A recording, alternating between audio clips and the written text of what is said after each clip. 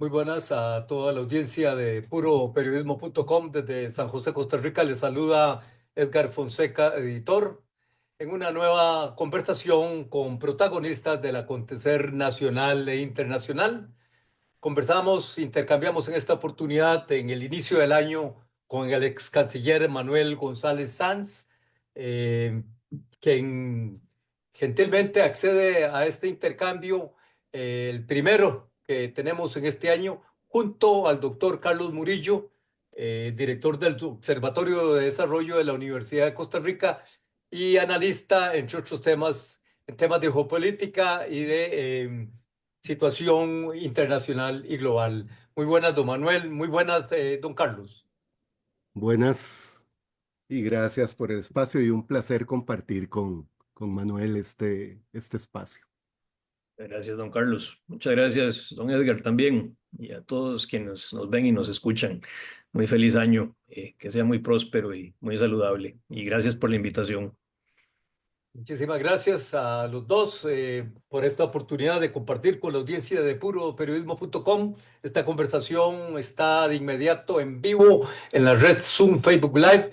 Posteriormente estará en la red X y también la tendremos en nuestro sitio puroperiodismo.com y en nuestro canal YouTube. Conversaciones que mantenemos periódicamente cada semana con distintos protagonistas del acontecer nacional e internacional. Temas sobre la mesa: el arribo el próximo 20 de enero de la segunda administración del presidente Donald Trump en Estados Unidos, con todas las implicaciones tanto internas como externas que podría tener su segundo mandato, pero que ha estado caracterizada en las semanas finales del año 2024 y en este inicio del 2025 por manifestaciones bastante contundentes por parte del presidente Trump en materia de relaciones internacionales y en particular con pretensiones que se califican maximalistas desde el punto de vista de geopolítica global y regional, y también anexionistas, amenazas directas a Groenlandia, Panamá y Canadá de anexar territorios.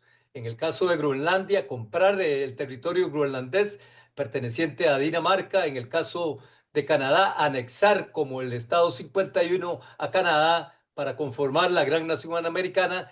Y en el caso de Panamá, la retoma del canal de Panamá bajo molestias evidentes por parte del presidente Trump y de algunos de sus principales asesores en cuanto al manejo y la supuesta toma por parte del régimen chino de las operaciones del Canal de Panamá, que pasó a manos panameñas en 1999 después de prolongadas negociaciones desde 1976 que encabezaron el presidente recientemente fallecido Jimmy Carter y el ex general, ex mandatario jefe de Estado de Panamá, Omar Torrijos. Eh, la, la conferencia de prensa dada a finales de año como preludio al fin de año por el presidente electo Donald Trump, don Manuel, fue un combinado, un combo inesperado, pero que generó olas a lo largo y ancho del globo. Afectó a Groenlandia, afectó a Panamá, no descartó a Canadá y también metió a México en sus advertencias. En el espacio de una hora, el presidente Trump pidió anexar Canadá, se negó a descartar el uso de la fuerza militar para apoderarse del canal de Panamá y Groenlandia y exigió que los aliados de la OTAN gasten el 5% del PIB en defensa y prometió que se desataría el infierno en Medio Oriente si jamás no libera a los rehenes israelíes antes de asumir el cargo.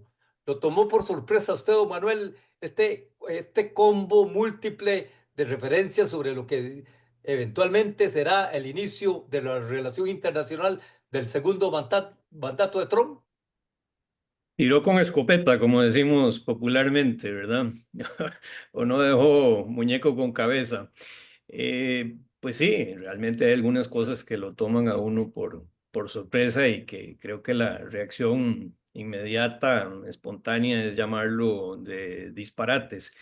Sin embargo, con este señor no se pueden tomar las cosas a la ligera y creo que pues por la investidura que va a tener a partir de la próxima semana, a pesar de que no la respeta mucho como presidente de la primera potencia mundial, pues hay que tomarlo con suficiente consideración. Ahora, también ha sido característico en él tirar estas cortinas de humo y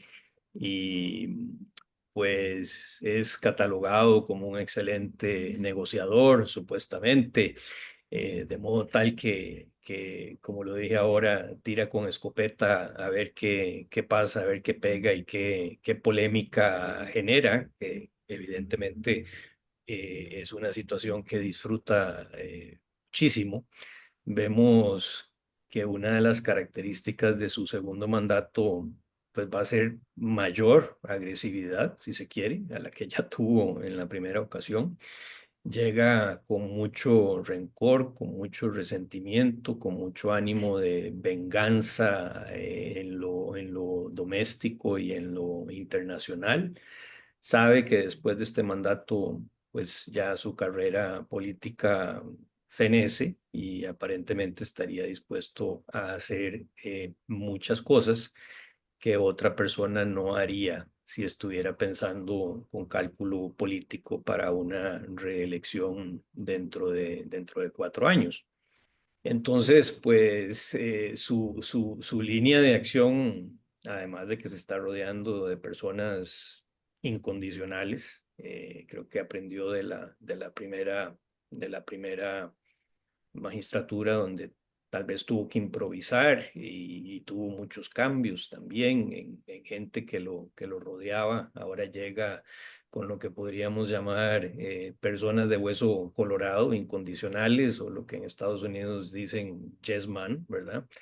Eh, a la vez, vemos que los famosos pesos y contrapesos, pues tampoco, tampoco están tan claros, tienen mayoría, aunque no muy amplia, pero mayoría al fin en el Congreso, en el Senado, tiene una Corte Suprema conservadora, muchos nombrados por él mismo, evidentemente, pues tiene liderazgo importante todavía en el partido y pues además es la cabeza del poder ejecutivo. Entonces tiene muchos de los elementos necesarios para hacer muchas cosas. Uno aspiraría tal vez como, como demócrata que más bien utilizara todas esas herramientas para hacer cosas muy buenas, porque tiene los vientos a su favor, pero como llega con esta sangre caliente, como lo decía, pues no son muy buenos los augurios. Ahora, yo creo que esos contrapesos podrían venir inclusive dentro de sus propias filas, precisamente por lo que mencionaba ahora, de que su carrera pues termina con este mandato y algunos tenderán a irse separando y de sobre todo los congresistas que van a poner sus barbas en remojo dentro de 2 años en las elecciones de medio periodo, donde ser incondicionales a Trump les podría pasar una factura importante. Entonces, yo creo que el panorama es muy interesante. Creo que le está cargando la mano bastante fuerte al próximo secretario de Estado, Rubio, con estas manifestaciones que hizo. Muchas de las cuales, a pesar de que sean disparates o no, no son viables. No lo veo, no veo el ambiente, y menos en el siglo XXI, de andar comprando territorios y a la fuerza y con matonismo como el que ha expresado inclusive, por ejemplo, en el tema de Panamá. El tema de Panamá y China, pues lo podemos comentar ahora con más detalle, pero no tiene que ver solo con Panamá. El tema chino es global. Estados Unidos dejó durante mucho tiempo desatendidas muchas partes del mundo y podemos hablar específicamente de Latinoamérica. Concentró toda su atención en el tema el conflicto de Medio Oriente y desatendió lugares estratégicos desde el punto de vista de no solamente político, sino también de generación de recursos, por ejemplo, en África, ¿verdad? Recursos naturales, donde son dueños de prácticamente los chinos, de la riqueza natural de esos países, en minas, y creo que le tomó tiempo a Estados Unidos despertarse de una realidad donde el soft power o el poder blando chino pues se adentró, se adelantó y ahora lo quieren revertir a la fuerza. Y no digo ahora, ya lo vimos en su primer mandato con el tema de la guerra comercial que probablemente se va a acentuar en esta segunda ocasión. Pero bueno, dejo esos comentarios generales por ahora, don Edgar. Muchas gracias. Desde disparates hasta temas no viables de aplicación en la realidad política global y mundial. Don Carlos, la famosa conferencia de prensa que prácticamente se convirtió en un cóctel Molotov a la salida en la previa, a la salida, en la inauguración de la segunda administración del presidente electo Donald Trump. Sin embargo, según las estimaciones de quienes valoran y analizan la evolución de acontecimientos a nivel global, estas declaraciones borraron cualquier duda de que el presidente electo de Estados Unidos planea llevar la política exterior a nuevos niveles que rompan precedentes. ¿Qué podemos esperar? ¿Qué valoración ha hecho usted? ¿Qué sabor le dejan estos primeros escarceos sin siquiera haber asumido la presidencia el mandatario electo Donald Trump? Sí, yo creo que el ex canciller planteaba algunos elementos de contexto que son importantes de tener en consideración. Ese cambio de discurso de la campaña en donde decía que en menos de 24 horas iba a acabar con la guerra en Ucrania, con el conflicto en Gaza y que iba a ser un presidente que aislaba a los Estados Unidos y que iba Estados Unidos a convertirse en un referente de paz, cambia, yo creo que entre muchas por dos razones importantes. Obtuvo un triunfo mucho mayor a lo esperado. O sea, Trump estaba confiado en el triunfo, pero no por un margen tan amplio en el voto popular y tampoco estaba tan seguro que obtuviera esa frágil mayoría en el Congreso. El otro aspecto es que ha pasado en los últimos meses en el desorden internacional. En este momento yo creo que no podemos hablar de orden internacional porque no hay claridad cómo van las cosas. Es más un desorden internacional y entonces tiene que cambiar su discurso. Pero el estilo de Trump, ese estilo negociador al que don Manuel se hacía referencia, es un estilo en que siempre ha llegado, aún en el ámbito de los negocios, a golpear la mesa, a imponerse como el que decide todo, y eso en negociación se llama obtener algún poder negociador, intimidando a las contrapartes porque ayer el vicepresidente Vance, que tiene aspiraciones presidenciales, al igual que Marco Rubio, para las próximas elecciones en los Estados Unidos, dijo el vicepresidente que en ningún momento están valorando el uso de las armas para obtener Groenlandia e incluso están hablando de restablecer consulado en algunos puntos de Groenlandia y recuperar un poco la presencia.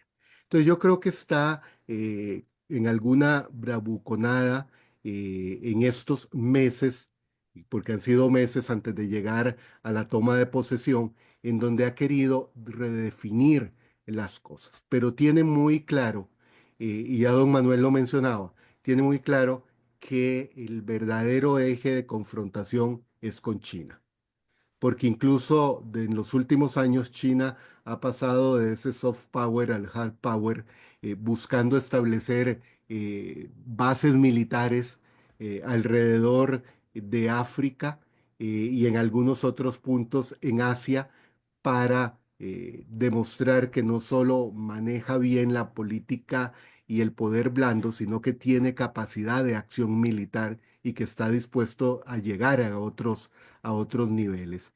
Entonces, desde la perspectiva del análisis internacional, estamos ante un año de los más interesantes que puede haber habido desde 1989, con el impasse del 2001 y los ataques terroristas en Nueva York, porque yo creo que estamos viendo un paso decidido hacia los esfuerzos de conformación de orden internacional y de superación del desorden.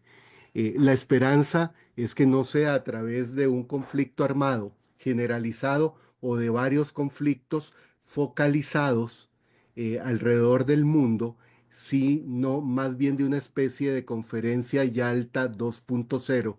Recordemos que el orden de la segunda mitad del siglo XX se definió en la conferencia en Yalta entre los tres grandes. Esto sería una especie de repetición de ese escenario con Trump, Xi Jinping y Vladimir Putin, que sería el mejor escenario para no tener que enfrentar el mundo una guerra sistémica o más conocida como una guerra mundial. Interesante lo que usted acaba de mencionar de don Carlos, el supuesto balance que se vaya a dar a lo largo del camino a partir del 20 de enero, el supuesto, el esperado reacomodo geopolítico global entre Estados Unidos, China y Rusia.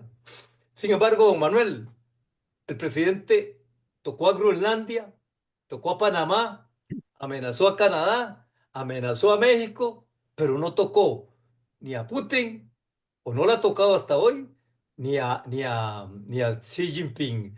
¿A qué usted puede atribuir esta marginación temporal de referencias, amén de la amenaza de los aranceles a las importaciones chinas, pero a no tocar a dos figuras tan icónicas a nivel global en estos momentos de previo a su inauguración como en el segundo mandato Trump? Bueno, yo creo que la respuesta simplista fue que se quedó en el hemisferio. Si usted ve los sitios geográficos que mencionó, bueno, Groenlandia aparte, pero sí cercano geográficamente a Estados Unidos. Yo creo que no mencionó esos otros dos porque son de una envergadura muchísimo, muchísimo más amplia y compleja, que tocan más allá que el control del, bueno, el supuesto control por parte de China del canal, cosa que no es así.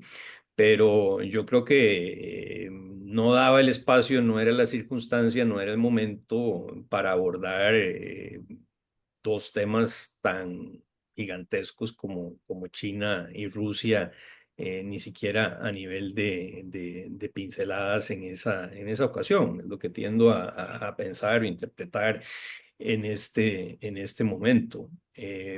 Pero sí, sí.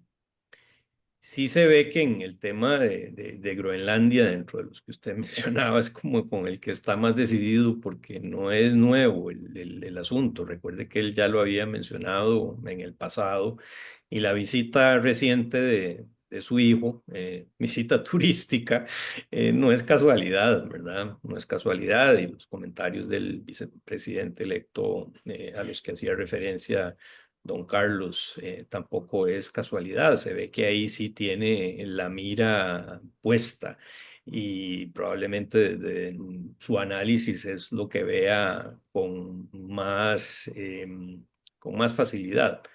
Dudo mucho que esa facilidad exista en términos reales, pero sí se ve que dentro de los temas que usted mencionó, es el que tal vez ve él con mayor posibilidad o más fácil de solucionar, y que es cuestión de llegar según él, con la chequera, y decir cuánto vale esto, y me lo dejo.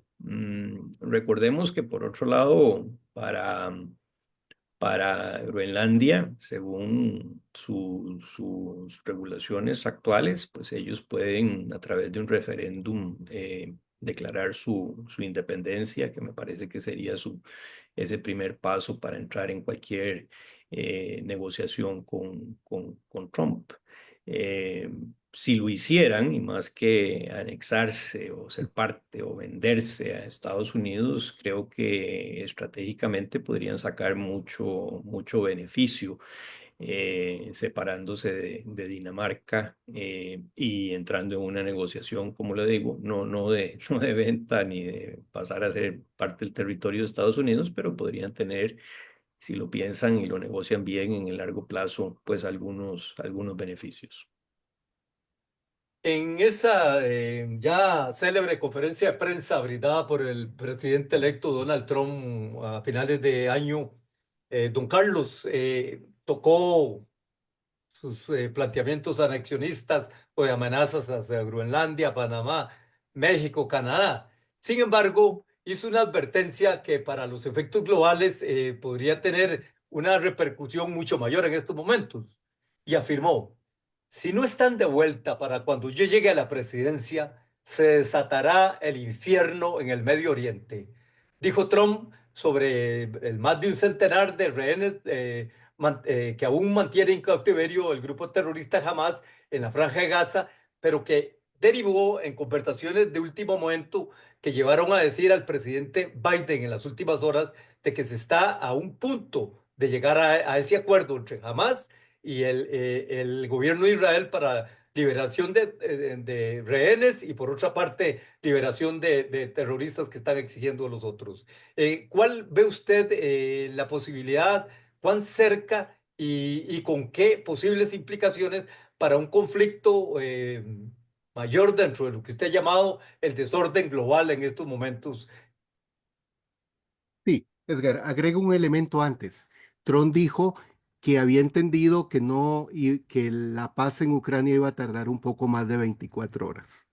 O sea, entendió que el asunto no es tan sencillo porque, como mencionaba don Manuel, o sea, una cosa es referirse a Panamá, a un Canadá, que era un asunto, y ahí hay hoy es una anécdota cuando fueron los canadienses los que quemaron la Casa Blanca a inicios del siglo XIX, y eso los estadounidenses no lo olvidan. El asunto en Gaza es una de esas contradicciones que en líderes como Trump son muy difíciles de entender porque lo que dice hoy no necesariamente es lo que va a repetir mañana y hace una reinterpretación de sus palabras. El- yo veo muy difícil que Estados Unidos esté dispuesto a ingresar con tropas al Medio Oriente cuando el mismo Trump dijo que ha sido la peor decisión de las administraciones demócratas y lo llamó las guerras de Obama, el haber ingresado a algunos países con sus tropas para acciones militares de batalla y no para operaciones militares como las que tiene Estados Unidos, por ejemplo, en Siria, que mantiene una base militar más otras bases militares. Yo creo que es un mensaje de presión de nuevo para que se busque una salida negociada ante algo que muchos en el Medio Oriente sí piensan y se lee en algunos medios de prensa de que Trump podría cambiar su discurso de no convocar a guerras y enviar tropas. En alguna medida yo creo que esto ha servido para estar muy cerca de ese acuerdo que jamás ha aceptado. Recibió una propuesta de Israel y no le hizo observaciones. Pareciera que en esta ocasión sí hay posibilidad de lograr algún acuerdo de un cese el fuego temporal a través de un primer intercambio de 33 rehenes y de liberación de presos de palestinos en cárceles israelíes. Yo creo que ahí está apostando a ese discurso de matonismo, pero que tampoco esto significa que no haya un cuarto, quinto escenario en donde pudiéramos ver tropas estadounidenses en la zona alrededor de Gaza, aunque no lo veo probable en este momento, porque también Trump necesita evitar que el precio del petróleo vuelva a subir. Ayer el barril de Brent, del precio de referencia en Europa, llegó a $81 y eso preocupa a muchas empresas, incluso vinculadas a Trump, por lo que debe entenderse y a veces cuesta eh, ver cómo un mensaje puede desencadenar un efecto dominó y el decir vamos eventualmente a generar un infierno en el Medio Oriente, provoca una reacción en los mercados internacionales, sobre todo de energéticos. Y ahí yo creo que por lo menos hasta el momento Putin y Xi Jinping están dando tiempo a la próxima semana para que ya no sea el presidente electo, sino el quien ocupa la Casa Blanca, ver cómo van a manejar las cosas. Puroperiodismo.com desde San José, Costa Rica, en esta primera conversación sobre lo que podría ser el rumbo, el tono, la savia de las relaciones internacionales del segundo mandato del presidente electo Donald Trump por asumir el 20 de enero en la Casa Blanca. Dentro de todo este entorno, en que hemos estado hablando de Panamá, Groenlandia, México, Canadá, la Franja de Gaza, Ucrania. Salta una pregunta, don Manuel, y usted lo tocó al puro inicio de este intercambio. ¿Qué papel va a tener un secretario de Estado como es Marco Rubio, bastante conocido en la política exterior norteamericana, sobre todo por sus presiones hacia Latinoamérica, pero que hasta el día de hoy pareciera un cero a la izquierda dentro de estas manifestaciones tan convulsivas, tan fuertes para la futura política exterior de Estados Unidos? Y con un segundo punto, con un protagonista a la espalda y que, cuidado si no, en primer plano del presidente Trump, Elon Musk.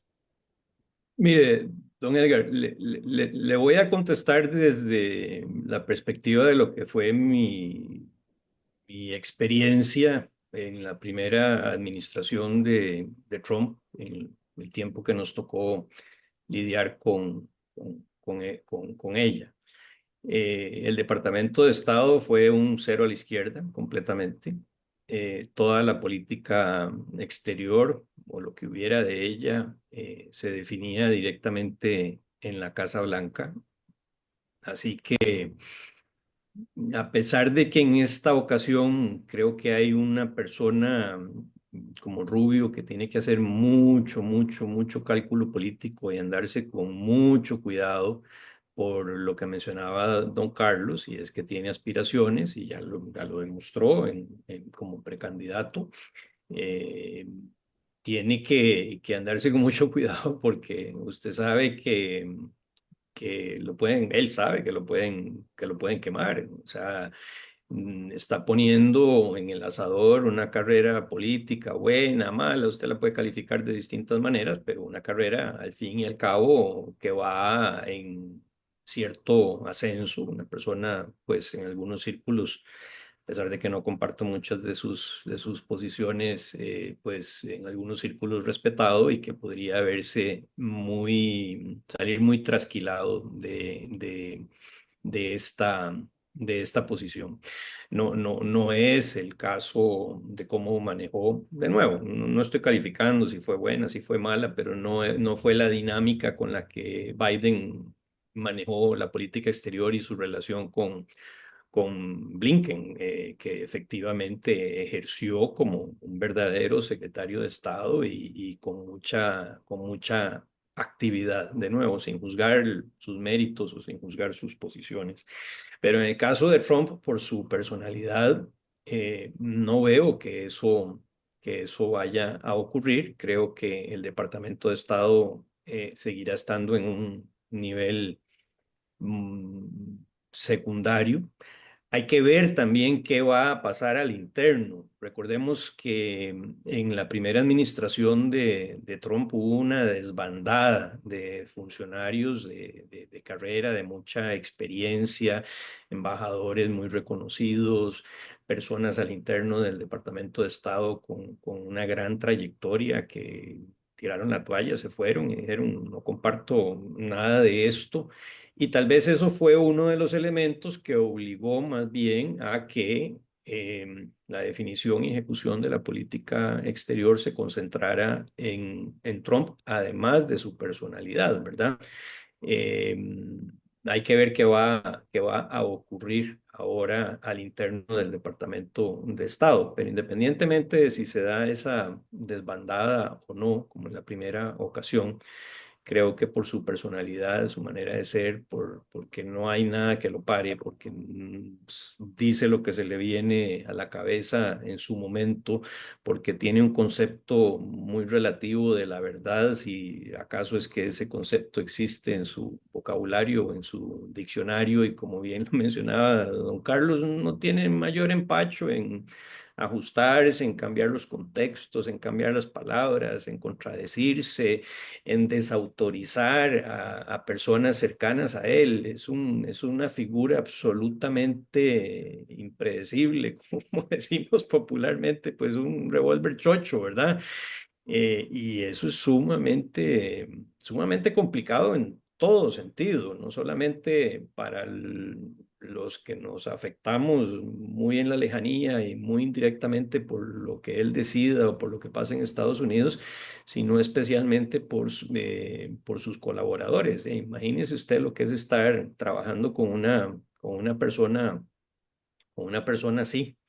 Eh, Hay algunas similitudes con otras personas más cercanas a nuestro entorno geográfico, pero bueno, sigamos hablando de Trump y creo que esa es una de las grandes dificultades que va a tener Rubio y cualquiera de su entorno inmediato, incluyendo al mismo Musk, ¿verdad?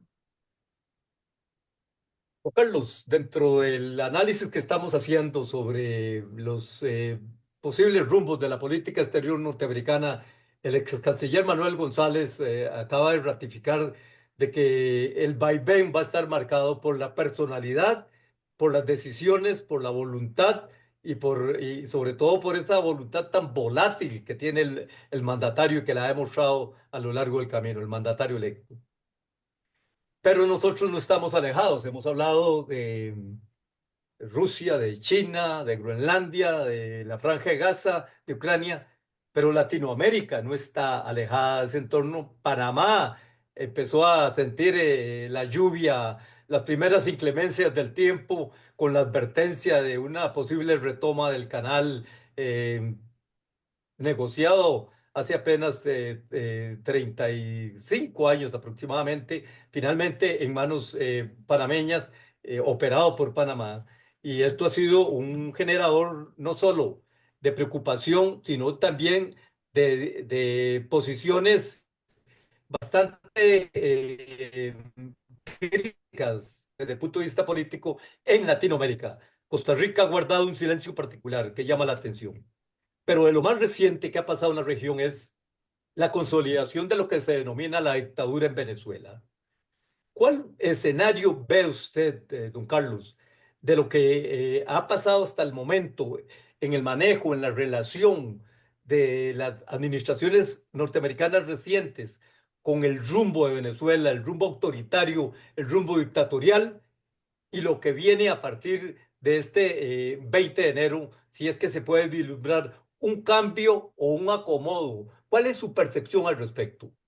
Edgar, yo creo que ahí es donde Marco Rubio tendrá algún pequeño margen de maniobra. Recordemos que Rubio nace en Miami, descendiente de cubanos, y con esto, cuando uno ha vivido un tiempo en Miami y se involucra como observador en la política de Miami, entiende una serie de juegos que hay ahí, y la vista de Miami hacia América Latina, Miami como el punto de referencia. Entonces, rescato un elemento simplemente de referencia histórica. La Cumbre de las Américas en Miami, 1986, si mal no recuerdo, convocada perdón, 1996, convocada por Bill Clinton, se hace en Miami porque en alguna medida Miami es el foco de los Estados Unidos hacia América Latina. Yo creo que entre las prioridades y ese limitado margen de maniobra de Rubio estará Cuba y precisamente Venezuela. Y como de esa comunidad, de esa primera generación cubana que se inserta en la política y sobre todo en el Partido Republicano en los Estados Unidos, perdón, Venezuela es una prioridad. Y Cuba es la prioridad histórica de esa comunidad del sur de la Florida.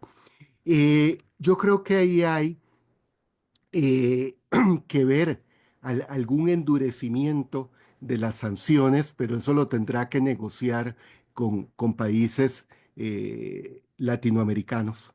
Las sanciones siempre en relaciones internacionales son de muy limitada y larga duración para tener efectos y requiere el apoyo de algunos aliados estadounidenses en América Latina.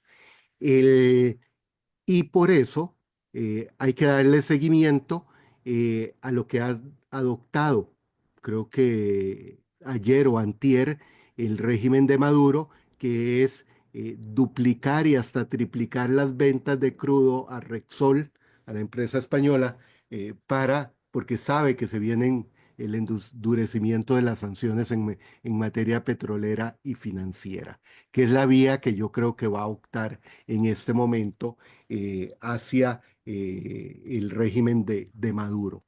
Pero hay una prioridad más importante y que por eso no mencionó en ese discurso a Venezuela, sino que menciona a Venezuela, porque en ese estilo que muchos dirían irracional de Trump hay una racionalidad que él la entiende. A veces a uno le cuesta porque parte de parámetros más o menos definidos que no son los que usa Tron y que en esto Elon Musk lo ha profundizado en algunos elementos de esa visión global del manejo de temas de negocios. Y cito en el caso del canal de Panamá, no es tanto recuperar la zona del canal porque sabe que se enfrentaría a una oposición internacional generalizada y hay un tratado de neutralidad del Canal de Panamá que no solo firmó Panamá y Estados Unidos, sino otra serie de potencias en el mundo, que es la preocupación de que los dos puertos principales en el Pacífico y en el Caribe panameño son administrados por empresas chinas y que Panamá recibe por el cruce de buques de bandera estadounidense, perdón, Estados Unidos recibe por la circulación de sus buques un descuento significativo. O sea, le cobran mucho menos que a cualquier otra naviera en el mundo a las navieras estadounidenses. Pero hay un problema de logística portuaria que es a quién le asignan las prioridades de atraque esas dos empresas chinas. Y ahí está la gran preocupación. Por supuesto, geopolíticamente, el canal de Panamá es muy relevante, como lo es Groenlandia frente al Ártico, ¿verdad? Entonces, yo creo que ahí Rubio va a ser esa pieza del ajedrez de Trump con esas decisiones que don Manuel mencionaba, que se centran en la Casa Blanca para establecer algunos canales de comunicación en América Latina y presionar a Venezuela en ese caso y un poco a las empresas chinas en Panamá. Y agregó otro elemento que ya don Manuel mencionó. A mí, como costarricense, me preocupa que yo no veo en Cancillería, a no ser que lo tengan como algo ultra secreto, ningún análisis de qué debe ser en este año la política exterior de Costa Rica. Yo creo que no hay política exterior de la administración Chávez, sino simples iniciativas, pero puede complicarse mucho el panorama para Costa Rica y yo no veo ese análisis en la actual administración de qué hacer ante esas complicaciones que pueda haber en la región. Don Manuel, creo que usted, y me lo puede confirmar, fue parte de un manifiesto de ex cancilleres de Latinoamérica en los últimos días con motivo de la toma de posesión, el tercer mandato por parte de Nicolás Maduro en Caracas, una toma calificada como ilegítima tras el triunfo reconocido a Edmundo González en los comicios de julio anterior. Eh, ¿Usted cree que con el arribo de la administración Trump podríamos estar ante un posible punto de inflexión? Y por punto de inflexión estaríamos hablando de la eventual salida de Nicolás Maduro y de su círculo inmediato del mandato de gobierno en Venezuela. Yo creo que hay que mantener la presión internacional, sin duda alguna, pero sabemos que eso por sí solo no soluciona los problemas. Yo siempre dije que uno no puede ser más venezolano que los venezolanos. El tema, ahí el régimen tiene que implosionar, esa es la realidad. Y pues yo no tengo las evidencias, no conozco toda la información, pero sí se habla de muchas fracturas internas. Ahora, mientras las Fuerzas Armadas estén incondicionalmente al servicio de Maduro o de quien esté, eh, puede ser Maduro o cualquier otro, mientras ellos mantengan ese apoyo, las cosas no van a cambiar radicalmente en ese narcoestado. Y hago énfasis en eso porque el negocio es gigantesco. Es a lo que se dedica Venezuela, el gobierno de Venezuela y las Fuerzas Armadas, y eso no lo van a dejar ir así nomás. O sea, el tema trascendió cualquier ideología o cualquier aspecto político hace muchísimo, muchísimo tiempo. Y todos quienes rodean a Maduro se nutren, viven, respiran a través de que él exista, pero no porque sea ningún líder, simplemente porque así es como aumentan sus negocios, sobreviven y se mantienen en la posición en la que cada uno de ellos está en este momento. Entonces, el tema de la presión internacional definitivamente tiene que manifestarse, tiene que permanecer, tiene que acentuarse, pero uno ve como oleadas del asunto, ¿verdad? Vinieron las elecciones de julio y el robo bien, de las elecciones y todo lo que pasó, y hubo mucha efervescencia y de un momento a otro, flor de un día, todo como que el lustre del queque se deshizo y el señor se fue, el mundo se fue para España, María Corina se tuvo que esconder y entonces el terror se impone en las calles y no se vuelve a hablar más del asunto hasta ahora que viene la ilegítima investidura para este nuevo mandato de Maduro y entonces hay calor en el ambiente, pero si eso no se mantiene, usted sabe, bien lo dijo don Carlos, el desorden internacional es muy grande y los puntos de atención andan por todo lado y aquello es un alboroto como un panal alborotado y entonces se pierde el foco de lo que realmente es importante y definitivamente ya lo de Venezuela pues lleva muchísimo, muchísimo tiempo, siguen haciendo lo que les dé la gana, sin embargo, cada vez, y esta misma ilegítima investidura lo demostró, pues están más y más aislados y su lista de amigos inclusive decrece, ¿verdad? Vea que el mismo Petro no estuvo, pues que era, pues es bastante cercano a Maduro y a su grupo y a su ideología. Lula ha asumido una posición prudente, bueno, era lo que se podía esperar de una cancillería seria como la brasileña y de un país que abogue por la democracia. Pero poco a poco, bueno, vea la foto que usted tiene ahí, el amigote con el que se está abrazando es Ortega y el otro que lo acompañó pues fue Cuba. Pero todavía hay tela que cortar. Vamos a ver efectivamente cuando ya esté Trump en la Casa Blanca, cuando ya se definan mejor algunas políticas por parte de Rubio. Yo coincido en que para Rubio, Venezuela y Cuba e inclusive, ojalá, la misma Nicaragua pueda jugar un papel importante. También hay una comunidad nicaragüense importante en Miami, al igual que la hay venezolana y por supuesto cubana. Y de ahí se nutría su electorado también, en el caso de Rubio como senador.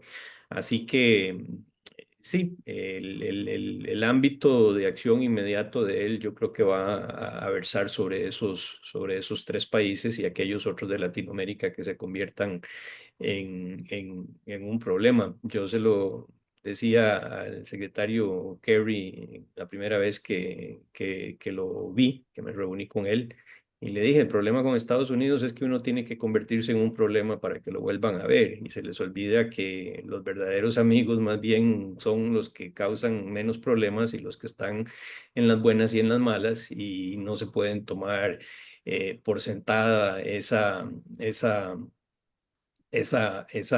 amistad.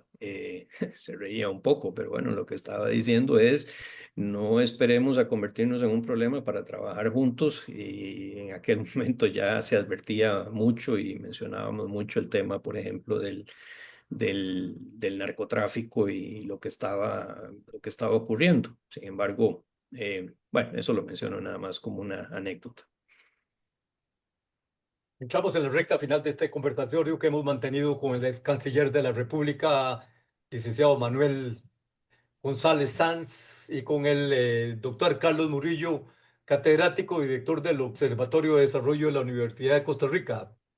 Don Carlos, en el punto final que usted podría poner de este intercambio que hemos tenido, ¿cuál es su expectativa entre los fuegos pirotécnicos, entre ese verbo tan encendido que tiene el mandatario electo y su círculo íntimo eh, en estos momentos, y la realidad que vayan a enfrentar ya en cuanto a influencias, en cuanto a presiones, en cuanto a intereses? Porque habría que pensar que no necesariamente en el Capitolio, en el Congreso, le van a estar autorizando cualquier intervención, cualquier amenaza, tomando en cuenta incluso que hay intereses geopolíticos, comerciales, financieros muy poderosos y muy sensibles de Estados Unidos a cualquier medida que se vaya a lanzar. Por ejemplo, aranceles del 60% a la importación china, para citar un caso. Sí, permíteme complementar la última frase que mencionó don Manuel de esa conversación con Kerry. Hace unos cuantos años, y yo diría que bastantes, conversando con el embajador Chris Arcos, que fue en la década de 1980 embajador de Estados Unidos en Honduras, me decía que la política de Estados Unidos hacia América Latina era la política del bombero. Solo cuando ve que hay un incendio va, apaga el incendio, ve que no queden cenizas, pero no revisa bien y regresa al cuartel de los bomberos y se olvida del barrio. Y eso le cuesta mucho y nunca han querido cambiarlo. Mira, yo creo que para Trump no va a ser fácil eh, las políticas que requieran el visto bueno del Congreso, porque ya se ha visto que la mayoría republicana no es 100% fiel a Trump. Y don Manuel lo mencionaba al inicio del programa. Hay congresistas y senadores que tienen aspiraciones presidenciales y tienen que estar casados con la administración Trump, pero no andar tan revueltos con ella por esas políticas. Bien lo respondió cuando amenazó en la imposición de aranceles a México la presidenta mexicana.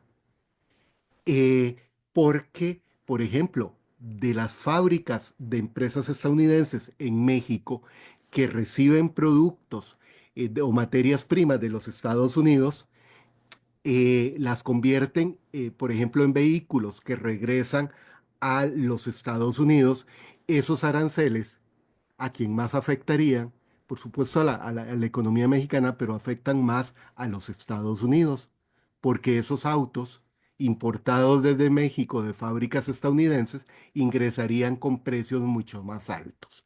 Y eso sería una acción boomerang complicada. Le puede pasar igual con el caso de China, en donde iniciarían una escalada, una guerra arancelaria que se le complicaría mucho.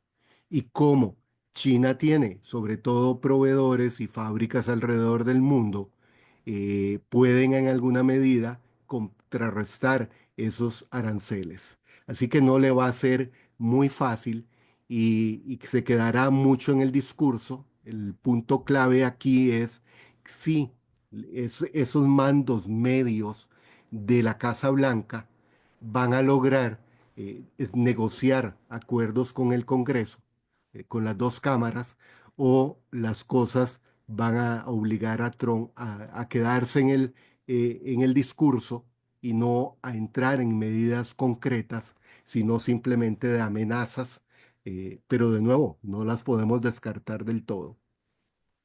Usted, don Manuel, para compartir su visión final en este conversatorio que hemos tenido, del dicho al hecho hay mucho trecho, decían nuestros abuelos.